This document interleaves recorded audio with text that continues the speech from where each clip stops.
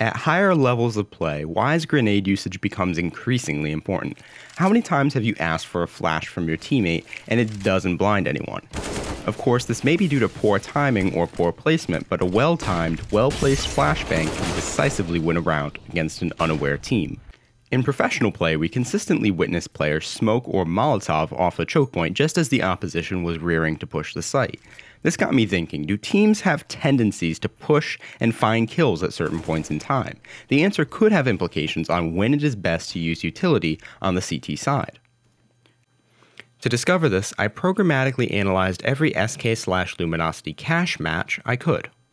Of course, the team has gone through a roster change during this period, but as the team leadership largely didn't change, I felt it was safe to include all of these performances. As in previous videos, I only considered rounds where the difference in equipment value between teams was less than $10,000. In all, this meant I had nearly 4,000 deaths in this dataset. As always, this .csv file is available in the description. Without further ado, let's get into the numbers. In this, we'll be viewing histograms of the data. I'm sure most of you are already familiar with the concept, but for those that aren't, histograms track the frequency that certain ranges of values appear. In this case, we have a map of the frequency at which kills occur at certain ranges of time. The bars on my histogram here are separated into two colors, blue for CT kills and red for T kills.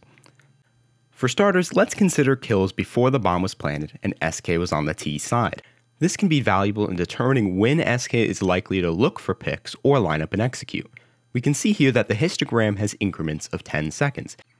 Interestingly, the values are relatively constant between 10 and 110 seconds, however there are two notable peaks, one at around 20 to 40 seconds and one at around 70 to 100 seconds.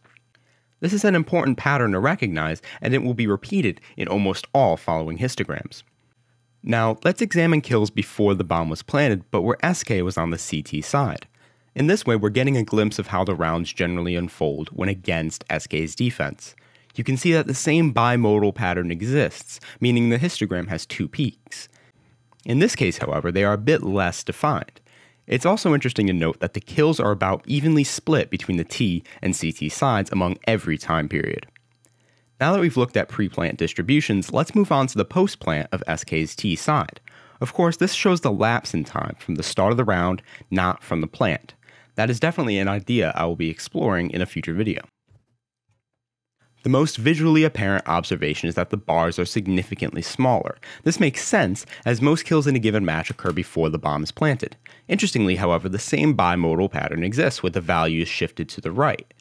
This time, the first bump is about 50 to 70 seconds into the round, while the second is about 100 to 120 seconds in.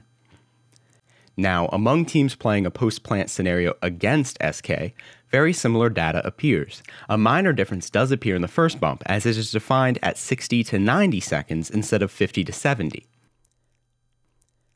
Finally, for the sake of curiosity, take a look at the distribution of all deaths in SK's cache, with T-side kills in red and their deaths in blue.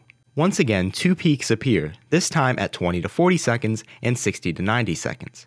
Note that the scale on this histogram has changed as the entire massive dataset is included.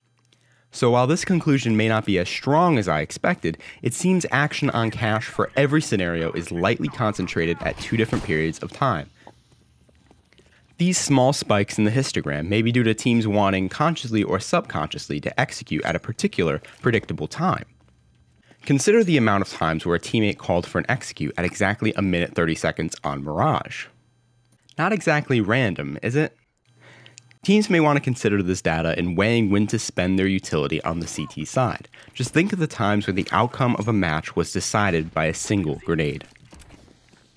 Thank you for watching. I'm sure I don't have to remind you, but liking, commenting, and subscribing helps me out significantly.